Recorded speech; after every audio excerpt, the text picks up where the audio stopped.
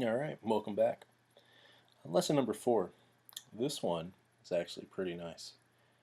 Every once in a while, I'll encounter a student that says to me, Mr. Cummings, I can't type, or I don't know how to type, or it's faster for me to write with a pen and paper or pencil and paper. Can I just turn in homework to you in pencil and paper and pen and paper?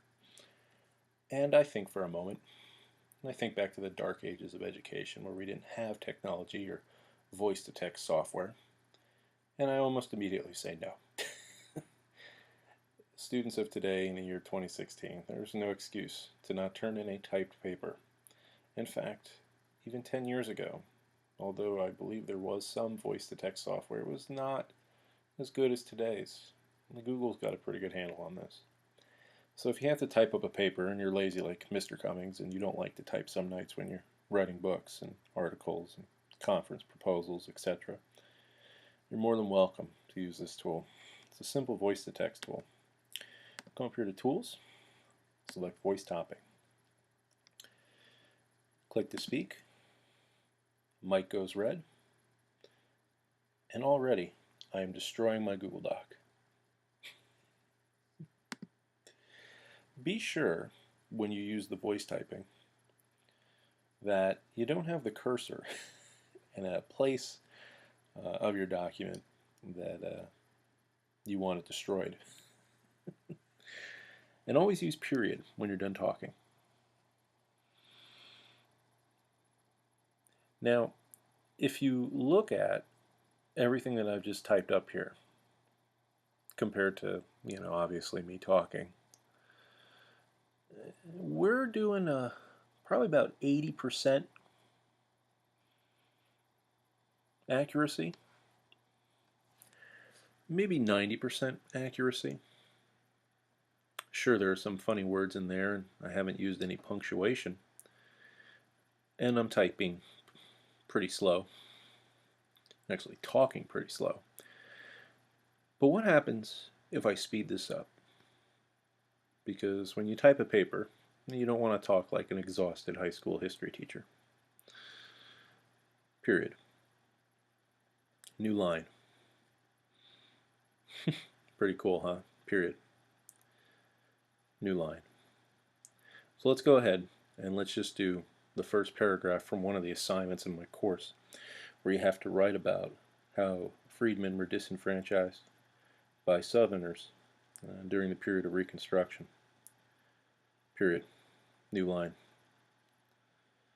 Freedmen were disenfranchised in the South during the period of Reconstruction by people who would not come to terms with the understanding that the nation was changing.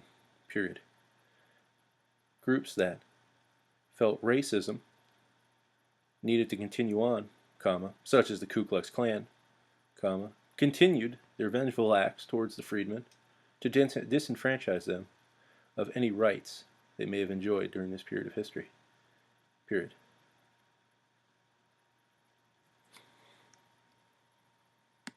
So I just turned the mic off there. And I showed you the spelling and grammar check before. Tools, spelling. This is another great use for tools and spelling.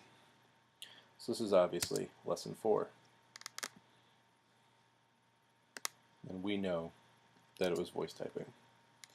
So let's jump down to here. Tools, spelling. And there's no spelling suggestions, which is hilarious, which means we have to do a grammar check. Now, I don't know if any of your teachers ever taught you this, but the best way to check your grammar is to read your paper out loud, like you're the president, and see if it makes sense. If you say something as the president that doesn't make sense to the American public, they'll probably boo you or give you negative feedback on the internet somewhere. If you say something that appeals to the American public, it's going to sound good. People are going to enjoy it. So, voice typing, very good way to get half your paper done. And we got a good chunk of that paper done. Look, all that writing we did in 2 minutes, just by me talking and Google Docs typing for me. It's worth it to use to get a rough draft, and then take 5 minutes, edit your rough draft, and turn it into your teacher. It's a good tool, guys. It's a very excellent time saver. But like everything else, it's a tool. How you choose to use it may differ from me, may differ from somebody else, may differ from your parents, who knows.